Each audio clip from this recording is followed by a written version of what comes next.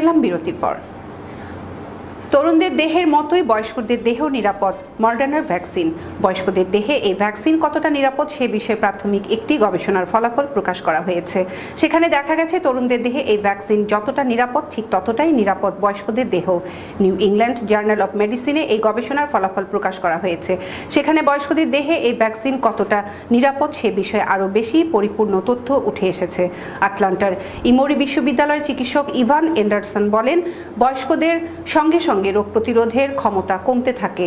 নতুন এই গবেষণা আমাদের অনেকটাই নিশ্চয়তা দিচ্ছে। মডার্নার প্রথম ধাপের পরীক্ষার বিস্তৃত ফলাফল এটি। প্রথম ধাপে 18 থেকে 55 বছর বয়সীদের দেহে এই ভ্যাকসিন প্রয়োগ করা হয়েছে। এছাড়া 40 জন বয়স্ক স্বেচ্ছাসেবীর দেহে 25 মাইক্রোগ্রাম এবং 100 মাইক্রোগ্রামের মডার্নার ভ্যাকসিনের দুটি ডোজ প্রদান করা হয়। প্রথম ডোজ দেওয়া হয়েছে 56 থেকে 70 বছর বয়সীদের এবং অপর ডোজটি প্রদান করা হয়েছে 71 বা তার বেশি বয়সীদের। এতে দেখা গেছে ওই স্বেচ্ছাসেবীদের দেহে এই সম্ভাব্য ভ্যাকসিন রোগ প্রতিরোধ ক্ষমতা তৈরি করতে সক্ষম হয়েছে।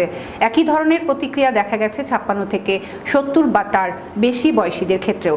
করোনার সম্ভাব্য এই ভ্যাকসিনের পরীক্ষামূলক প্রাথমিক পর্যায়ের তথ্য বিশ্লেষণ করে দেখা গেছে তরুণ স্বেচ্ছাসেবীদের দেহে এই ভ্যাকসিন যেমন কার্যকরী, বয়স্কদের ক্ষেত্রেও এটি একই রকম প্রতিক্রিয়া দেখাচ্ছে।